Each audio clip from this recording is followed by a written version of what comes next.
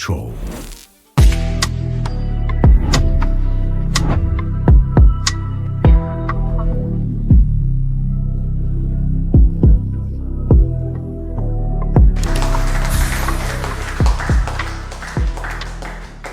Brothers and sisters, tonight I stand before you not with rehearsed lines or empty promises, but with a truth that can no longer be ignored. A truth that cuts deeper than politics and wounds more than words ever could. Because something is broken in our country, and it didn't break by accident. Our country is not broken, not because we lack potential, but because those who lead have failed to serve. What we see is a government dressed in pretty words and polished social media posts, while the reality on the ground tells a different story, one of frustration, hardship, and letdown. Brothers and sisters, the press conferences are loud. The social media updates are frequent, but our roads remain broken. Our hospitals under-equipped with little to no medication. Our doctors and nurses committed and overworked. They are doing their best with the little they have. But our people are unheard. Governance has become performance, not progress. And beneath that surface lies something even more dangerous. A growing culture of fear. Our teachers are pressured into silence. Public servants are treated with suspicion. A police officer committed suicide is denied a promotion, not because of misconduct, but because someone believes they support the opposition. Is that the democracy we were promised? Is this the freedom our Constitution protects? Brothers and sisters, you'll see that. We see the signing of memorandums of understanding, the MOUs. It's announced with fanfare. New partnerships praised with bold headlines. But where is the benefit to the average Grenadian? Where are the jobs, the opportunities, the real change? Brothers and sisters, we are drowning in promises while our people struggle to stay afloat. The budget, it grows larger each year. Millions are spent, but there is no clear, measurable plan to improve the daily lives of our citizens. And while the state spends more, the people have less. The middle class, the backbone of this country, is being squeezed thinner and thinner. Costs are rising. Savings are shrinking. Dreams are being postponed. And the youth, the heartbeat of our future, are becoming hopeless. I have witnessed so many of our youths sitting around, waiting for opportunities, looking for rescue that never comes. They are ready to work, ready to build, ready to contribute, but they remain ignored and neglected. These young people's potential is not being nurtured. It is being wasted. And we hear the repeated excuse, NNP had 23 years and did nothing. How they expect us to fix everything in just 3. But let's be honest, this makes no sense. If nothing was fixed in 23 years, then why were roads passable, schools opened, farmers supported, and our tourism booming? Why was the country stable, growing, and respected on the regional stage? You cannot claim nothing was done and at the same time say you can't be expected to match it in 3 years. You can't run on the promise to do better, then spend your entire term justifying why you can't. Governance is not about making excuses. It's about delivering results. If you ask for the job, you accept the responsibility. And if you claim to be the difference, then be the difference. Brothers and sisters, let's be clear. To say nothing was done in 23 years under the leadership of the new National Party is not just misleading, it is false. Under the new National Party, our tourism sector saw remarkable growth. Hotels and resorts were built, jobs were created, and our country became a sought-after destination on the global stage. Agriculture, so often neglected elsewhere, was prioritized and supported, with programs that helped farmers increase production and to feed our nation. Our nation's schools were refurbished and expanded. Our nation's roads were developed and maintained. Public infrastructure moved forward, and critical ministries like education, agriculture, and public utilities delivered consistent, measurable results. Most importantly, my brothers and sisters, under the new National Party, our country's finances were managed with prudence. Our national budget was approached with care, not reckless spending. There was accountability, even when decisions were hard. That is not failure. That is responsible governance. Fellow Grenadians, this moment calls not for bitterness, but for truth. Not for division, but for determination. We must demand more than performances. We must demand plans. We must demand transparency in every decision, accountability at every level, and unity in every corner of this nation. Because our country is not the property of any party, politician, or power structure. It belongs to the people, and we, the people, deserve better. My brothers and sisters, let us rise in purpose. It is time to rebuild, not just with criticism, but with courage. And it is time to come together, not in blind loyalty, but in shared hope for a nation that serves all of us. Together, we can do better. Thank you, and may God bless all of you.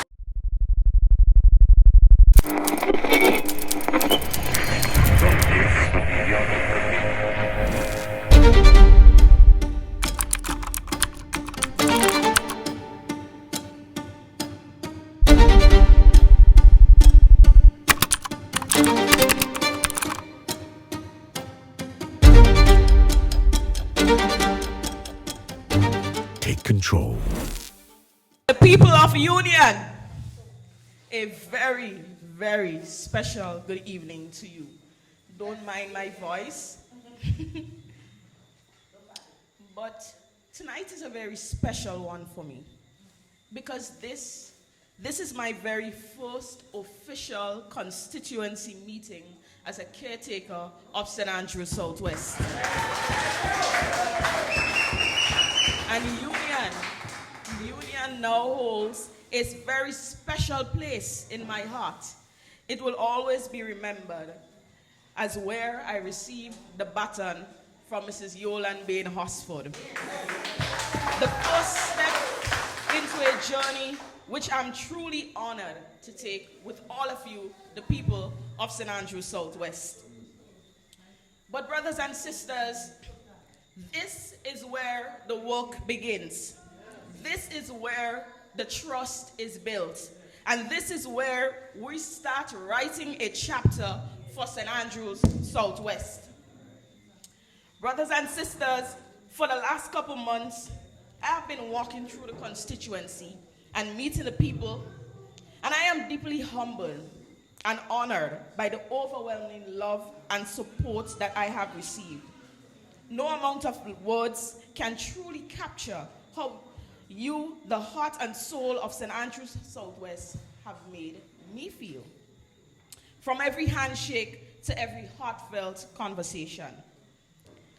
With the elders who carry the wisdom and the strength of our community, your support, encouragement, and blessings have stirred something powerful within me. And that is why I stand here to say that this constituency is filled with potential, just waiting to be unlocked. Whether it's the auntie in Munich selling farin, Miss Cecilia, or the young man in Birchgrove or Ford who just want proper facilities to train and become great. Or the elderly who reminds me every day of the grandparents that I never had, yet somehow I feel a strong closeness to you. You have adopted me as your own, and I have adopted you in return. It is your legacy of service, resilience, and humility that inspires me to walk boldly in this political journey. And you, the people of St. Andrews Southwest, is at the very heart of it all.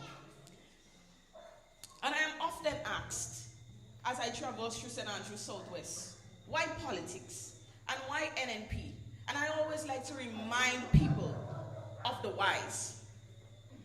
So for those who've never seen me on television, passionately explaining, allow me to share just a tad bit. I didn't join politics for power or position. We don't have time for that. I joined politics because I was once standing in the background, searching for someone to represent us, someone who looked like me, who spoke for me, and who understood me. So I became the politician that I once hoped to see because I saw potential in others. I see potential in you. And that is why I'm here to fight for you. That is why I'm here to show up. And that is why I'm here to represent you, the people of St. Andrews Southwest. I chose the NNP because when I weighed the facts, when I looked at the record, I looked at the leadership, and I looked at the results, it stood out as the best party in Grenada, Carriacou, and Peterborough. Not by name, but by action. By its ability to govern, to uplift, and to deliver. This wasn't a decision that was made lightly. It wasn't about popularity or convenience. It came from a deep thought and real life observation and a genuine desire to be a part of a team that knows how to lead and has actually delivered for the people of Grenada, Carriacou, and Peterborough. It is the party for all Grenadians and not just some. It is the party that gave security. Let's not forget that it was the new national party that brought economic stability to Grenada, Carriacou, and Peterborough. And under the NNP, this country's economy was the strongest version of itself. Growth was steady, confidence was high, and opportunities, it were expanding. I didn't grow up thinking that politics was the answer. But I've seen how politics affect us and what bad governance can do to families. And I've seen what good leadership can build when it's about our people. Don't forget, brothers and sisters, we need to remind you sometimes that in 2013, we took over a treasury that was virtually empty. but it was pregnant with debt and pressure. And we turned it around. And when the NDC was in office, they ran the economy to the ground, selling off national assets just to pay salaries. Them people crazy. That's not sustainable governance. That's desperation. Moreover, during that time, there was no accountability, no transparency, but yet every moment they mentioned those words. But if they got $1 for every time they say the word transparency, well, maybe they wouldn't have to sell the assets to pay salaries. But the NNP came in, and you know what we did? We did what strong leadership does. We didn't just stop the bleeding. We stabilized the country. We performed economic surgery and got Grenada's heartbeat strong again. And that is what responsible economic management looks like. We moved from 0 to millions. You know, people that say they move from 0 to 100 real quick. That is the NNP. And that is not by accident. That is what you call physical discipline, visionary leadership, and smart economic policies. And when a country is economically stable, what do you think follows? Hope, jobs, investments, and growth. A people like you who can breathe and dream again. Are you seeing that now? Today, our business community is suffocating. Ordinary families are under pressure, and the economy is shrinking while the government is spending recklessly. But my brothers and sisters, let me tell you something. As my father always said, anybody can run a country when there's money in the bank. But the ones who build from the ground up, who take nothing and created something, that is real leadership. And that is what you find under the new National Party. And that is the kind of leadership that Grenada needs again. My dear sister pointed out that there's a talk going around that the new National Party did nothing in 23 years. Big joke. A bunch of jokers, I tell you. But brothers and sisters, wasn't them that said they got a pregnant treasury? So if we wasn't doing nothing, how did the treasury get pregnant? Were they working real hard, you know? But let me speak plainly. Over those 23 years, the people of Grenada, Carriacou, and Petit Martinique voted for the new National Party. Not because we were perfect, but because they knew that we were capable. They knew that if it were the other way around, they would have been dead a long time ago. And I always say this, you cannot put the cart before the horse. If you do, you're not going anywhere. So development, if they don't understand, it had to happen in stages. It had to happen in steps and with vision. And in those 23 years, might I remind you, that we built stadiums so our athletes and sportsmen could thrive. And that is why we can host the Carifta today with pride. We built bus terminals, cruise ship terminals. And brothers and sisters, we had a contingency plan. That is why Grenada is part of CRIF today. So in the event of a hurricane or disaster, we are not left begging and wanting. So don't let anyone tell you that the NNP didn't do anything for 23 years. They're lying, and they're lying big time too. And don't let anyone tell you, brothers and sisters, that we didn't do anything for farmers. They like to say that. NNP don't care about agriculture at all. But the CRIF payouts covered our farmers too. But to this day, some of us ain't get we money yet. So who care about the farmers here? We brought electricity, telecommunications, and water into homes across Grenada, Carriacou, and Petit Martinique. And that is something to talk about. Because me in this 2025, I cannot survive without Wi-Fi.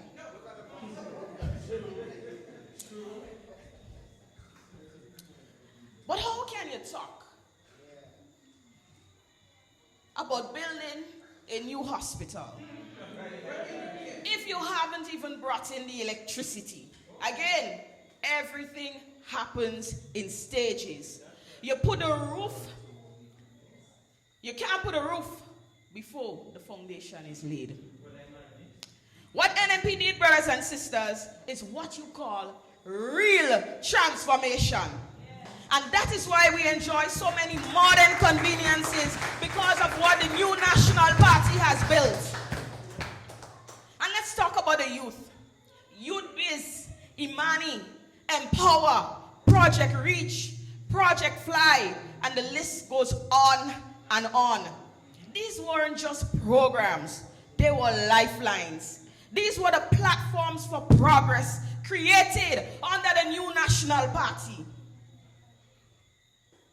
The new National Party, brothers and sisters, are the true architects in building Grenada and to move it forward.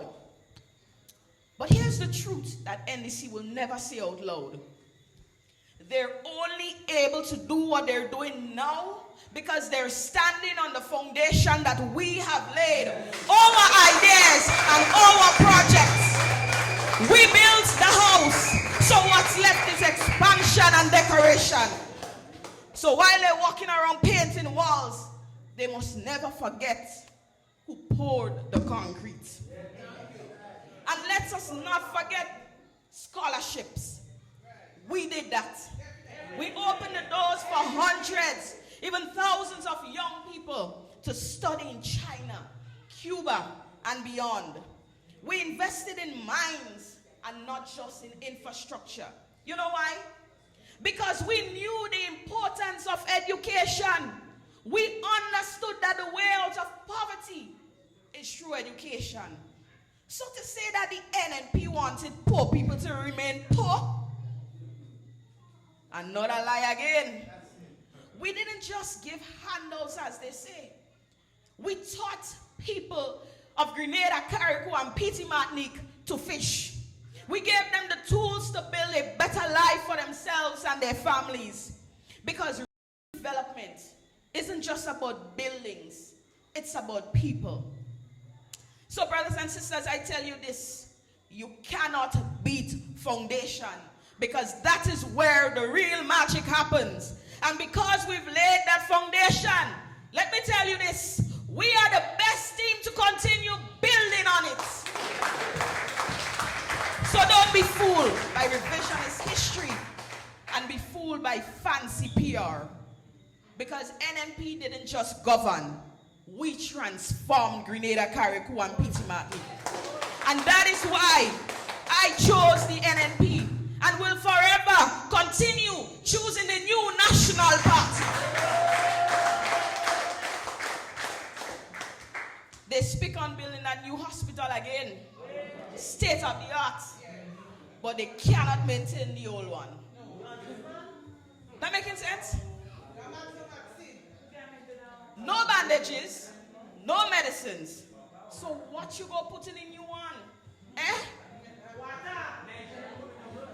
Brothers and sisters,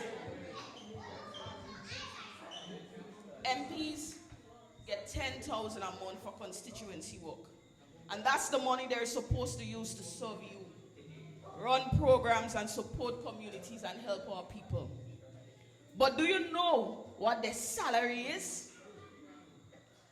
Almost 14 grand a month for themselves. Do you know what the salary was like before? NNP, under 7,000. You see the difference? And you know what's worse? They got 2 salary increases before they even proved that they could do the job. One raise of 2,000 weeks after taking office, and another raise 5,000 more just 6 months later. Do the maths, people. What I'm telling you, that's 7,000 in raises in under 1 year. But meanwhile, the work on the ground is not getting done. And our people are suffering. One MP's salary, think about it, it is higher than the money they get to serve the entire constituency. So think about it for a second. Who's really getting served? Is it the people or themselves? And that brings me back to that tricky subject of minimum wage. Let's be real. That was just a distraction. They raised it so that they could raise their own salaries to make it look like a win for the people. But when the dust settles, you realize it wasn't for you. It was for them. You know why? Because they're living in luxury. They're flying first class and collecting raises while the average Grenadian is struggling to breathe. Does that sound right to you? You see, when MPs prioritize themselves over the people, we lose. What they needed to do wasn't to raise salaries, but was to raise their standard of leadership. And that is what we are here to do. Not to take, but to give. You've seen our track record. Not to hide behind excuses, but to stand up for you. And as I close, let me bring you back to something I said when I first stood before you as caretaker of St. Andrews Southwest. I, Amanda Japal-George, is committed to creating empowering spaces for our young people to prosper. We will invest in their talents, we will nurture their dreams, and we will build a constituency where every child, every youth, every family feels seen, included, supported, and set up for success. And let me say this again loud and clear. In service, I have never seen color. Because what is color really when people are in need? So you don't have to tell me who you support, as certain people would say. You have to tell them. You don't have to tell Amanda. Because does pain check your party card before it enters your home? Does hunger, hardship, or heartbreak ask you who you vote for? So why should I? That is why you don't have to wear any colors for me to show who you support. I will still serve you. I will still fight for you. And I still care for you, the people of St. Andrews Southwest. Because for me, leadership isn't about titles or applause. It's about service, about self. Leadership, it starts with being present. It starts by showing up. I walk your roads and I visit your communities. And I will continue to sit with the people and listen. Because how can I serve you if I don't even know you? I would never just plan for you, the people of St. Andrews Southwest and Union. I will hold your hand and plan with you to make this the best union that St. Andrews Southwest has ever seen. Because St. Andrews Southwest, I see you, I hear you, and this is my promise to you, that I will lead with integrity, to listen with compassion, and to act with courage, and to serve you with my whole heart. So from Subies to Butch Grove, let us rise together with hope, with unity, with unstoppable determination. And I can't leave without saying this. Because our house is still solid and our pillars are strong. People of Union, St. Andrews Southwest, St. Andrews Southwest. Thank you for your love and thank you for your support. Let us rise together. Thank you.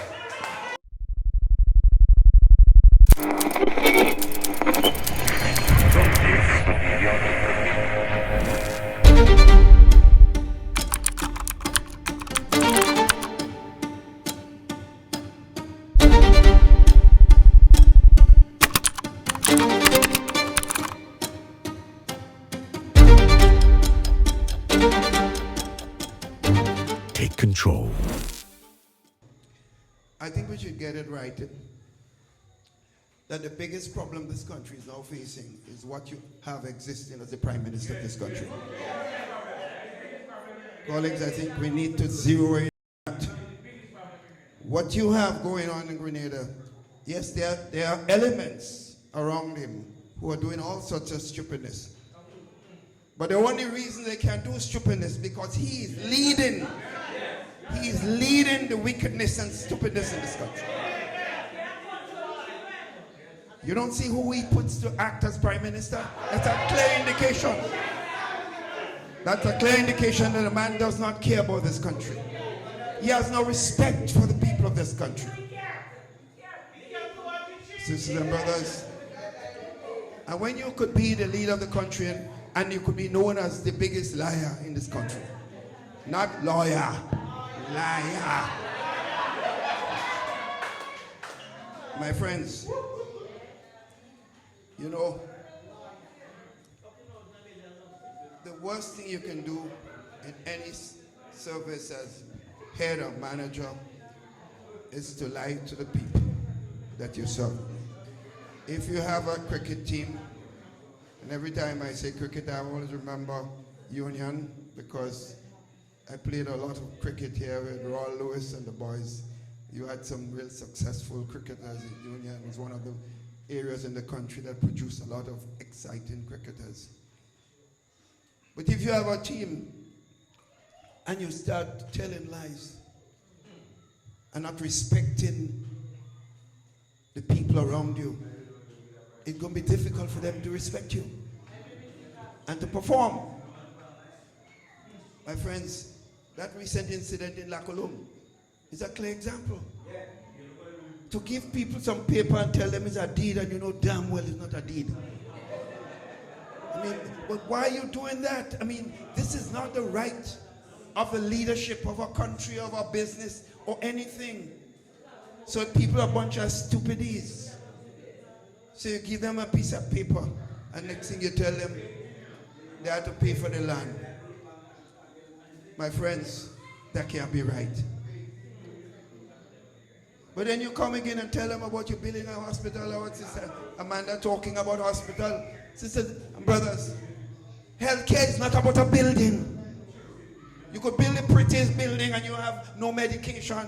You don't have the proper, you don't have encouragement for the doctors, for the nurses, for the orderlies in the hospital, and give them the kind of support that make them want to serve. Give them incentive. The building means nothing. What the hell is a new hospital without service? The one you have is there. As once somebody said, I think the man said, no bandage. Basic medication. Most of us as black people suffer from high blood pressure. You don't have medication for blood pressure. You can't get serious follow-up analysis from the hospital. Any little blood test, you have to go up to St. Augustine. And you're talking about a new hospital for $40 million and you can't even have blood tests? No, the lack of respect. When all you do is want to tell lies and fool people. Because the last election, they lie and fool people. And they believe they could do it again. I'm sorry for them, you know, because Grenadians are weak. Sorry for them. You tell them contract work is illegal. And the man is a lawyer, so he knew better, but lie again. You come into office and there's more contract work going on now than ever before. You're going to make all Imanis permanent. Instead of that, you know, they're permanently home. Sisters and brothers. Pension for everybody. Sisters and brothers. No, I'm making this point to show you the kind of person that is the leader of this country. Because your leader is a key person in any government. Sisters and brothers, the leader is any key person in your government. So if the NNP wins elections, Sister Pierre is going to be the key person guiding the principles of which the government operates. But listen this. People are criticizing the government.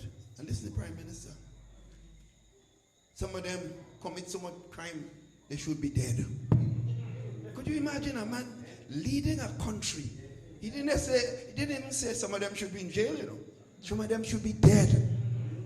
That's the words, the mouth from the Prime Minister. Your Prime Minister, you know. That's your leader. No, he's the leader of the country. Well, it's not. I didn't vote for him. But the point is, sisters, listen to this. When the people speak, whoever is elected, it doesn't mean everybody vote for the person. Trump is the president of the United States, but he only got one election by 1% or something like this. But he's still the president of the United States. So you have a prime minister who is the prime minister of the country. So that's what I'm talking about, and that's why you have to get rid of this. Because if we don't get rid of this, we're going to be doomed for a lot more years in this country. Listen to this other one. Listen to this other one.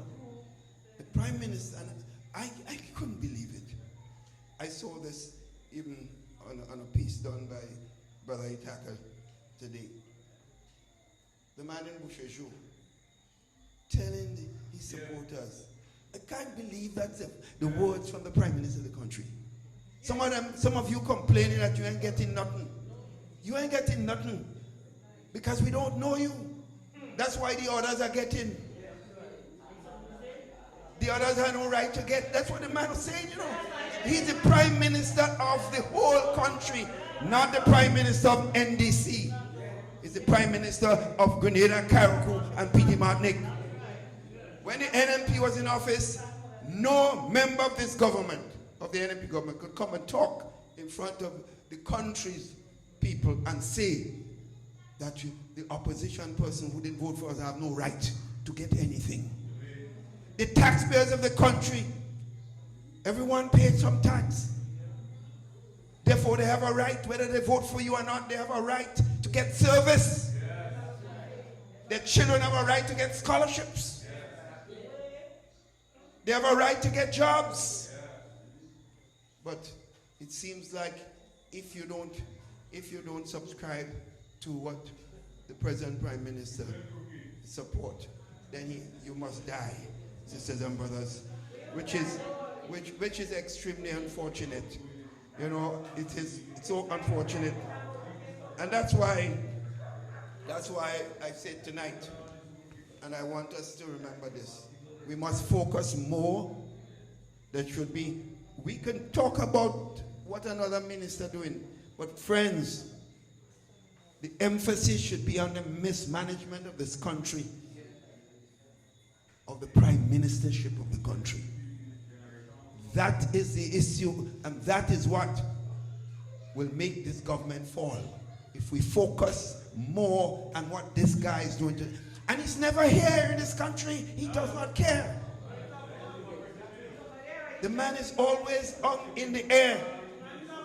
In fact, I do not believe Dickon should take a salary because he's never here working. And he should get 2 salaries because he's been here all the time. I just want to couple other things because, as I said, your leader will speak to you. And I will not be alone with you because I think she deserves the right to speak in time. You have a team. You just look at the NNP team. Just look at the quality of people that you have here. Just look at them. That's why I could afford to retire in a rocking chair.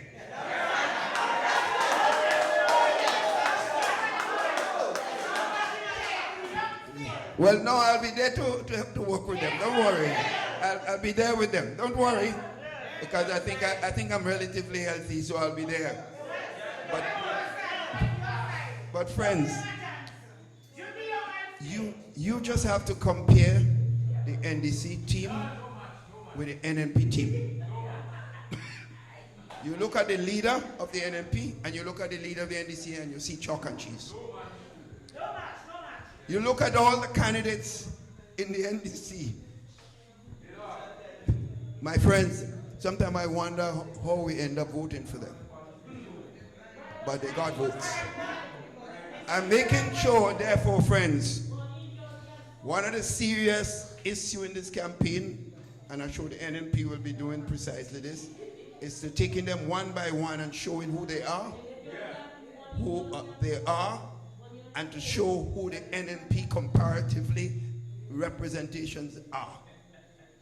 Compare the two teams one by one, and you see there is no doubt in anybody's mind that the NNP must be elected as soon as possible to guide the future of this country. I assume you're either going to be talking a lot about cost of living, because let me tell you something. We have to hammer that is you. Because every day you go in the supermarket, things gone. I wonder how some of you are surviving. Because if I find the prices high, I could imagine what some of you. And you're not hearing one word from the government about the state of people, the trouble people are seeing. Yeah, because they have all the money. They're doing what they want with your money. And we have to also talk about the corruption. Some people, I remember when we were in government, some people used to talk about the corruption. There were no corruption, There were no corruption. But a lot of makeup. You remember the famous briefcase? They have all the evidence. As soon as they win, they're going to jail, keep my child. We're still waiting for the tape. We're still waiting for the tape. But today you have hard evidence. Hard evidence of people defrauding the taxpayers of this country in the most ridiculous way. And some of the same people, they ain't saying a word. Their mouth locked, sisters and brothers. But let me tell you something. What people don't know is when you reach in a government, one of the reasons none of them could have touched an NNP minister of government is because we were guided by the fundamental principle of accountability and transparency and protecting the people's resources.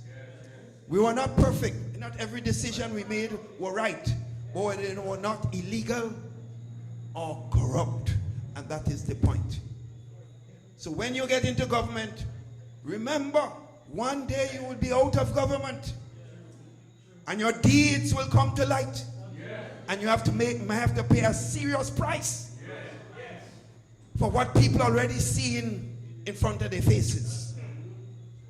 And I'm telling you this, the NNP will not be failing in its responsibility to bring to light the people of the country, those who decided to do their own thing and defraud the taxpayers of this country. So, as we are tonight, you have a solid person. I hear something. Somebody tell me, a fella that was with NNP, and he wanted to be leader. And he thought he had leader. Well, he must know, if you have to lead NNP, you must have the people's support, and you must conduct yourself accordingly. We said, no, you ain't ready for that. The man leave. And he got it for what? Movement. What the hell they call movement? Moving. Let him move. Let him move. Let him move. But I hear he moving from the tongue. And he say he coming and running St. Andrews, Southwest. Well, Amanda go deal with that, go eat it for supper. Amanda go eat Peter for supper. So I'm sorry for him, because I've been listening to them. That one election results I'm going to want to hear more than any other one throughout the length and breadth of this country. So let him come. Southwest, get ready for him. Tell him behave himself in Southwest. You accept, you give him a home in Southwest. That's enough. But voting for him, you have the best. Amanda George, sisters and brothers, that's your rep, that's a fire. That's a fire. I'm telling you this. Even in my own constituency, people talking about her. They're asking me, they like the young lady. They're telling me they like Nolene, what Nolene doing in St. David's too. So they're liking a lot of your candidates. In my own constituency, they are popular. And when you could be popular in Northwest St. George's, you have real popularity. Sisters and brothers, stay with the NNP, stay strong. We love every single one of you. Thank you.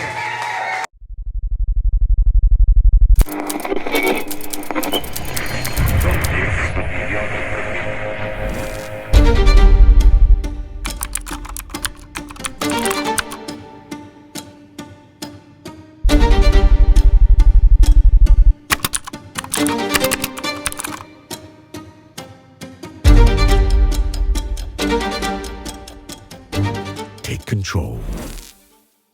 I will fight with all my might, working for the NNP. Oh, you can count on me.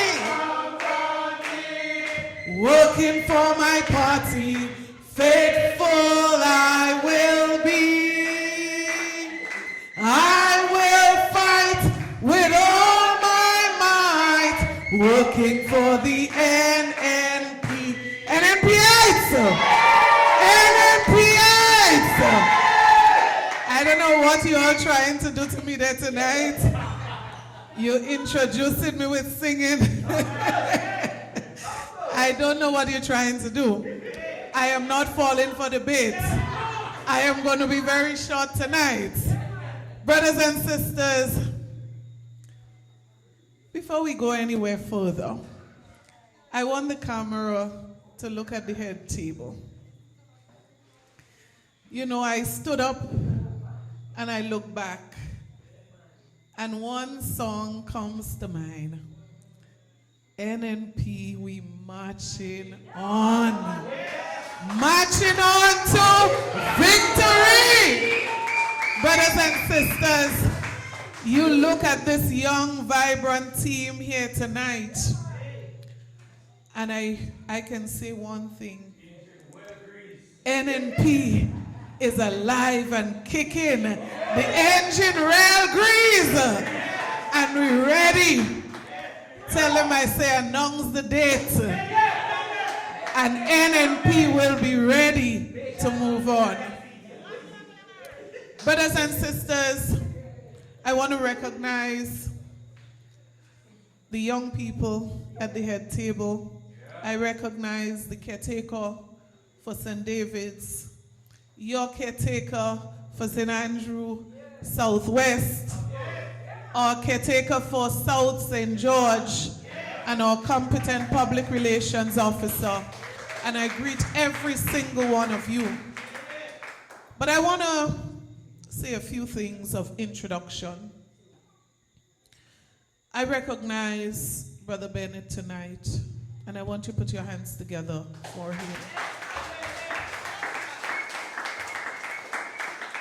And Brother Bennett, I want to start there, represents for me the true spirit of NNP. And let me tell you why I say this. Brother Bennett, I believe every single person in this room knows, did express an interest in being the caretaker for this constituency. But I admire him tonight. You know what he said? I'm prepared to do it if I have to. But whatever the decision of the party, I will give it my 100% support. That is NNP. That is real NNP. And Brother, Sister Amanda can attest to the fact tonight that he has been giving his full support to the work in building this constituency. Because you know what? People recognize this is not about individuals and personality. This is about Grenada, Carriacou, and Petit Martinique, and about saving our children and our children's future. But I also want to say tonight how proud I am of all of you, the stalwarts of this party.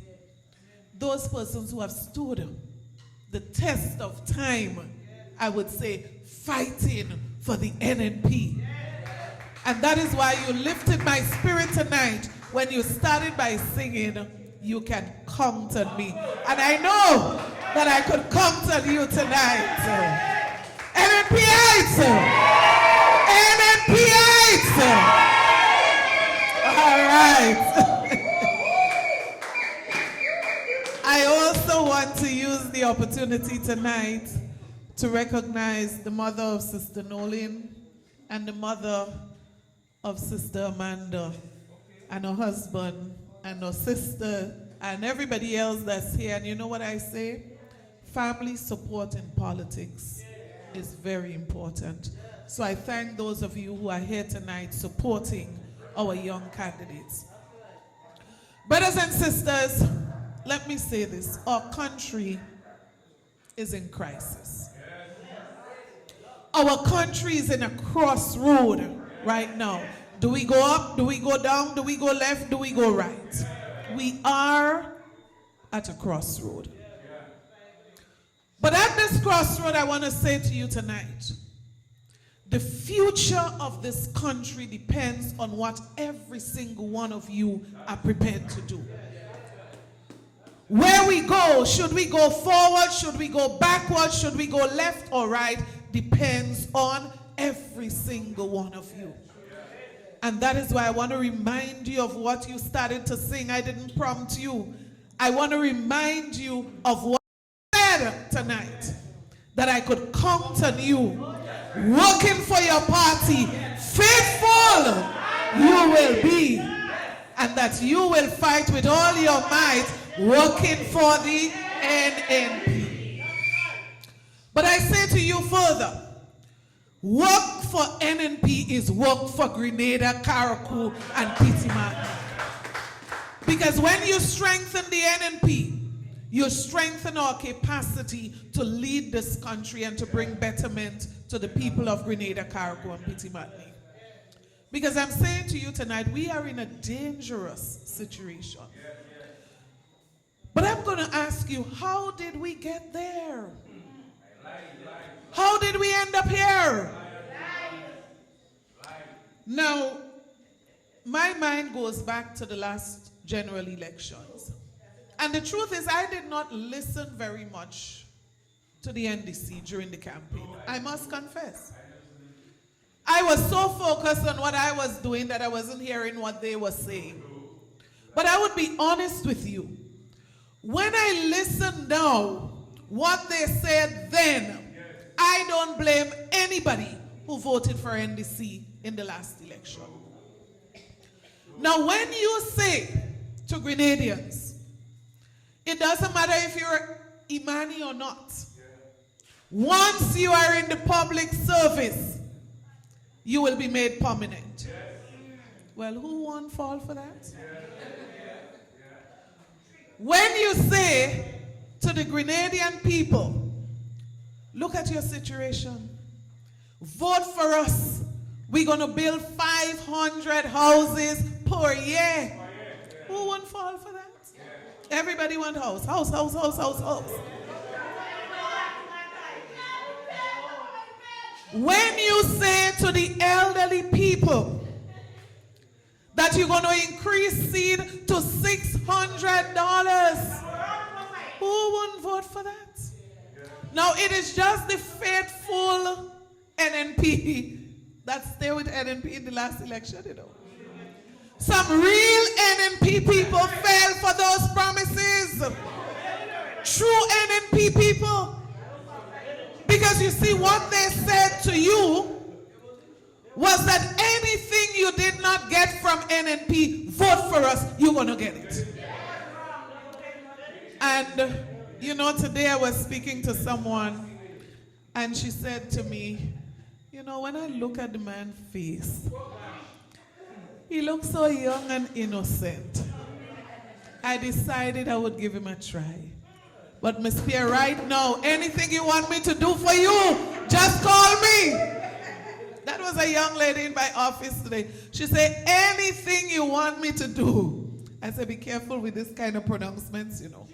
Because she said, what I have experienced in the last 2+ years, she said, I would never want to experience this in my life. She said to me that there are certain ministers of government that she was WhatsApping and talking to during the whole campaign. And she said, what? These people are accessible, man. She said, since election, they wouldn't even recognize her call. They wouldn't even respond to her WhatsApp.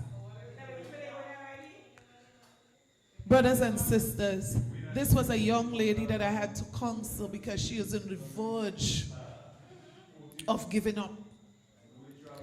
Because you see her circumstances. And you know what she said to me? Interesting. She said, I used to be in the Imani program. So I said, well, what happened? She said, they sent me home. But you know what was music to my ears? Is the common sense that she spoke. She said, Miss Pierre,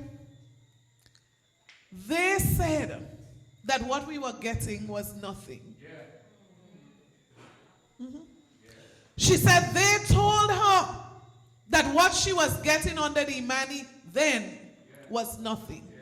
She said, Miss Pierre, right now, if I could find nothing, I want it back. Because what I'm going through right now, she said, is real hell. And this was not just one person with a similar story. Another young lady, not if that one is not even from my constituency. Very similar story. She was in the Imani program. She said she was doing well. That's what she said to me. And she was sent home. And she's home right now with another member of her family. None of them have an income. Brothers and sisters, these stories are not just about Imani trainees. You talk to elderly people who had hope of 600 and now they have 0. You talk to people who are getting help to send their children to school. And many days their children cannot go to school now. It is about the then and the now and the reality of Grenada today. But while these people have a sad story to tell, there are people in government, brothers and sisters, they are living well, extra well. And for them, it doesn't matter who is catching hell because they're okay. They're okay. Brothers and sisters, what is happening in our country is unprecedented. For the very first time, every sector of our society, every individual, it doesn't matter which part of Grenada, except for the 1% who say things are well, Grenada going good. The 1%, while the 99% is crying so loud that they cannot hear. The 99% is crying out to the government of this country for attention, for support. But a deaf ear is what they receive. Brothers and sisters, we are in a rural community, so we can talk agriculture. Someone said it before. This administration relentlessly attacked the NNP on the subject of agriculture. But you speak to any farmer and ask them, is it better today than it was in 2022? And they will tell you no. The government of this country cannot even spend the budget that they put forward for agriculture. In some cases, they have not even spent 50% of what they budgeted for agriculture.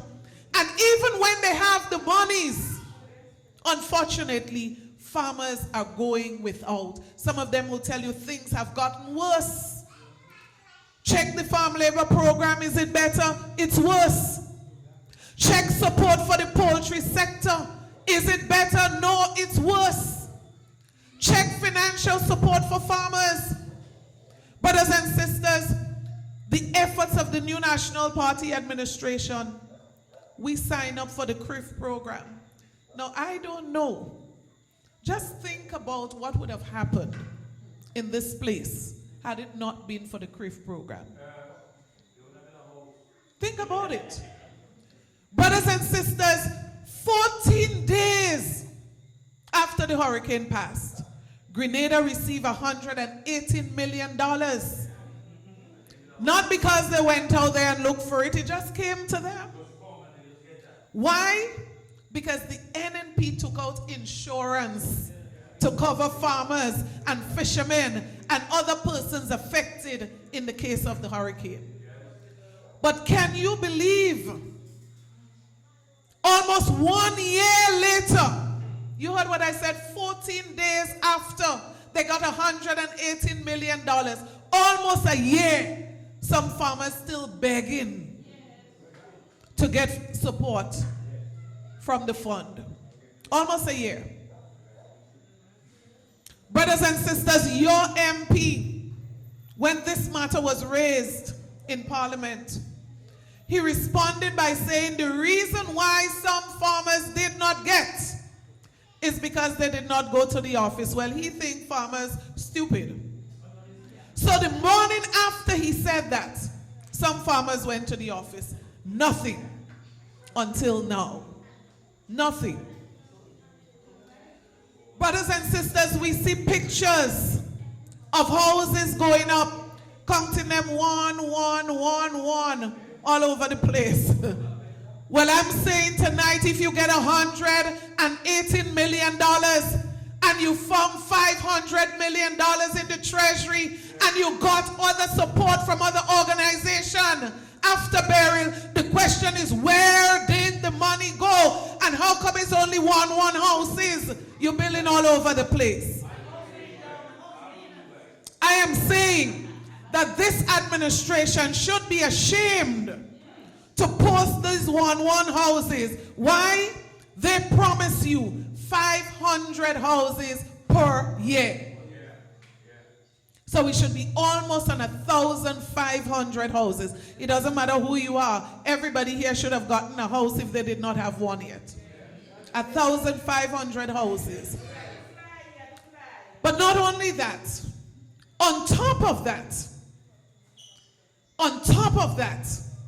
you should have had the response to burial. People gave financially. You got the CRIF payout. What have you been doing?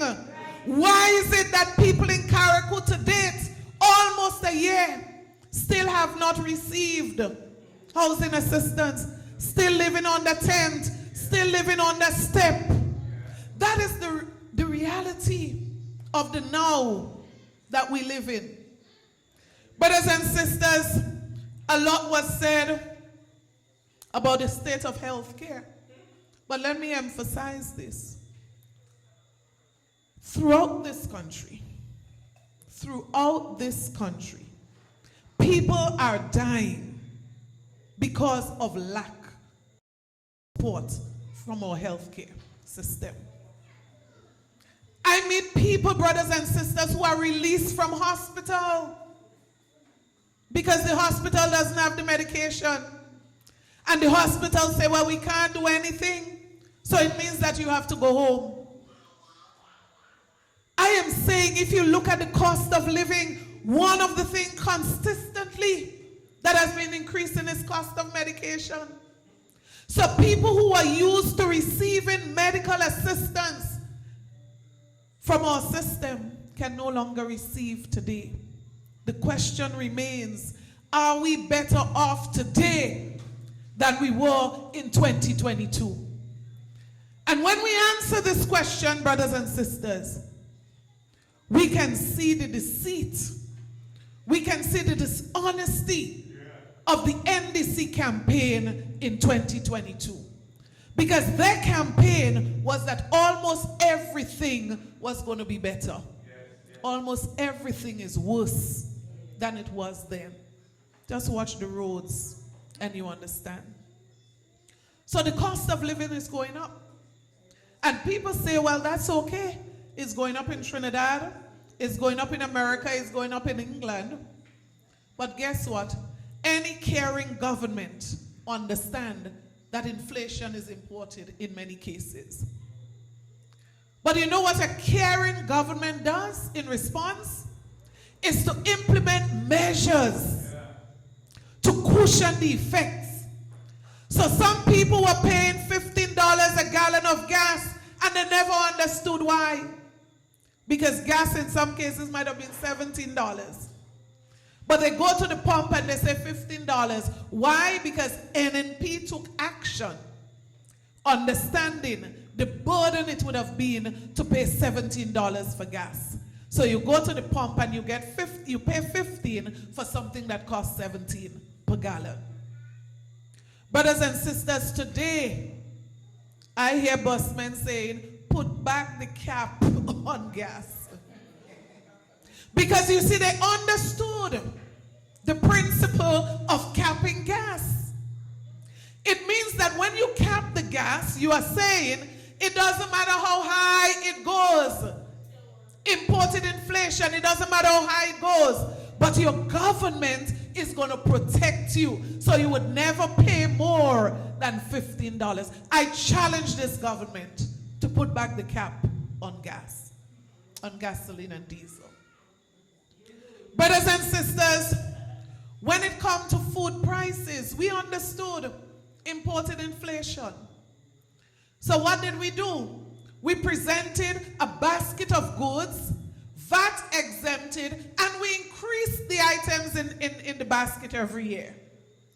But you see, what we did was to increase the items with things that people found were necessary for their survival, for everyday consumption. Man, I sat there and I couldn't believe that the basket of goods presented did not have one item of medication, considering that cost of medication was going up. When the minister took it as a big joke, when he announced in the basket panty liners, and he said it with such style. And my thing is, isn't there anything that is more necessary to household users than panty liners that you could have put in the basket? To relieve the cost for people going to the supermarkets and to the shops. Now some people can't buy rice and flour. They can't even buy sugar. You telling them about panty liners? Now we gotta get real. We have to be real. So it means that you don't even understand the true plight of the ordinary person. Because you go to the average household in Grenada and tell me that they're buying panty liners when they cannot even buy back a neck. Tell me that. As a matter of fact, it's Mr. Back-a-neck right now. Mr. Back-a-neck. And you see, it reminds me, it's the same mentality. NDC has not changed. Because I remember when cost of living was going up and people were calling on the government to look at the price of back-a-neck and how back-a-neck was going up. Nothing compared to today. You know what the minister said then? The minister said, what back-a-neck? Back-a-neck is for dogs. You remember that? But you see, it's the mentality of these people. Because when you live in the sky, you would never understand the plight of the man on the ground. And that is why I say to our caretakers, this thing is about on the ground with the people of Grenada, Carriacou, and Petit Martinique. It's not about position. It's not about power. It's about understand the feelings and the heartbeat of the people of our country.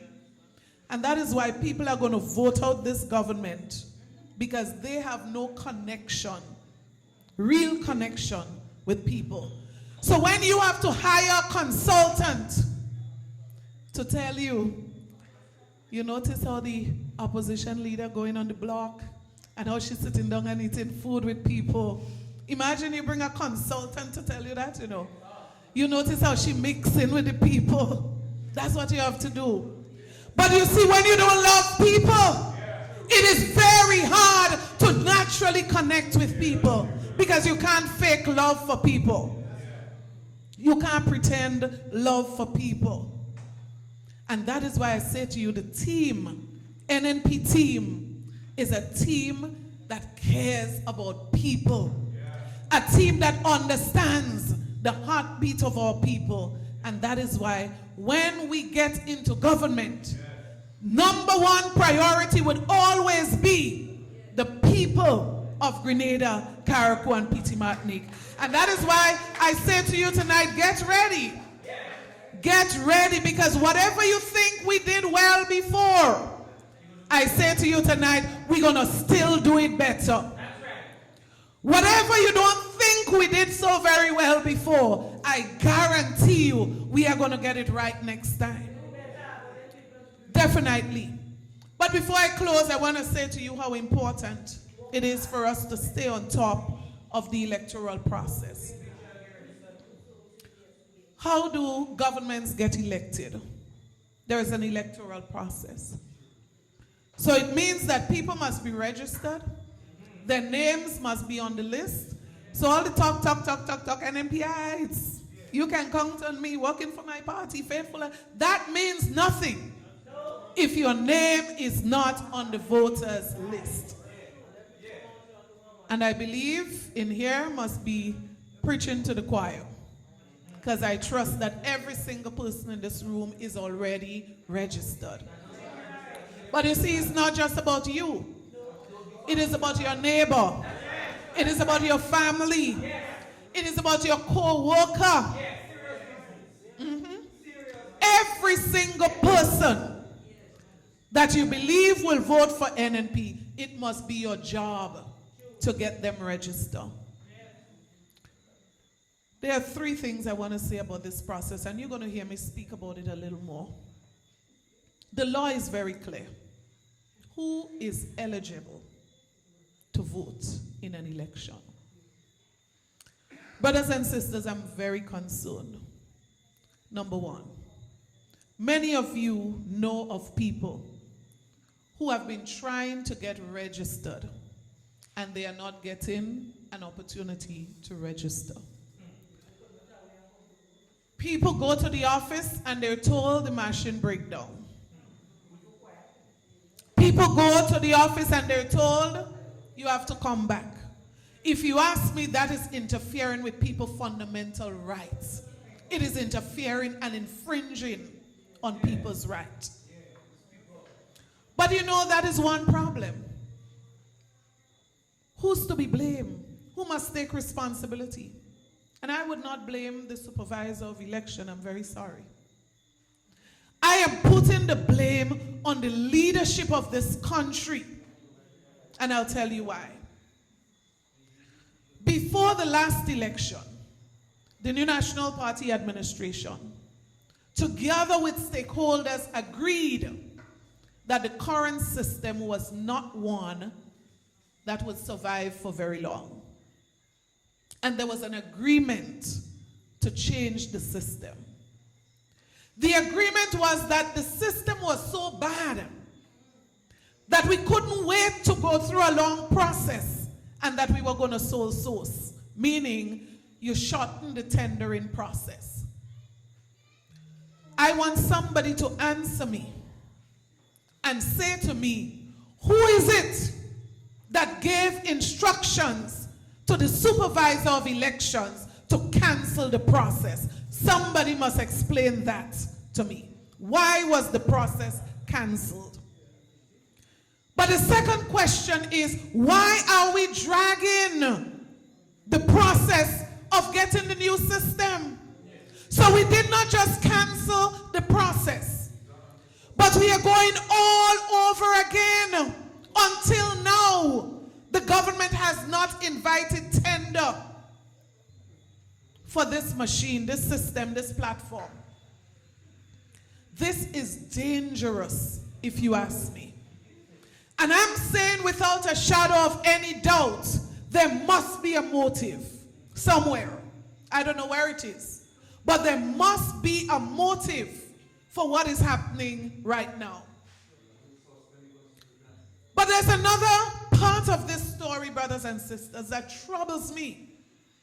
Because you see, our laws are clear as to who is eligible to vote. And it's outlined in the laws of Grenada. For example, You can't bring a 15-year-old to register. Why? The law says you must be 18. Now, the same way the law says that you must be resident in Grenada for at least 12 months before the date of election if you're a Commonwealth. Why am I going there? Brothers and sisters, right now, the system is registering persons who are not here by birth. People who have become Grenadians through the CBI program are registering to vote when the law clearly states that if you're not from here by birth, so you're a Commonwealth citizen, for example, you must be resident here. Some of them don't even have an address in Grenada. Somebody have to tell me why this is being allowed when the law is so clear. Even the laws that governs the CBI program. So I'm saying to us tonight, we have to do our work. And we have to ensure that any election held in Grenada, Carriacou, and Petit Martinique is free and fair. That is why I called for the removal of Amanda Jack from the position of registration officer in Carriacou and Petit Martinique. You cannot be a registration officer and jumping up in NDC rally. You cannot be. Because that is a threat to the fairness, in my opinion, of an election process. And so tonight I end by saying to every single one of you, be vigilant. That's right. Be focused. Yeah. Canvass your voters list. Yeah. And don't just look for foreign names, because you know what? Part of the plan, they're changing their names so they look like Grenadian names. Canvass the voters list. I'm saying to you tonight, we have a country to protect. And nobody will stand in the way of stopping the NNP from protecting Grenada, Carriacou, and Petit Martinique. So you could bring all the CBI people that you want to bring. You could have all the machines break down. I say one thing tonight. The NNP will not sit idly by and allow this to continue. God bless you. God bless Grenada, Carriacou, and Petit Martinique. I love every single one of you.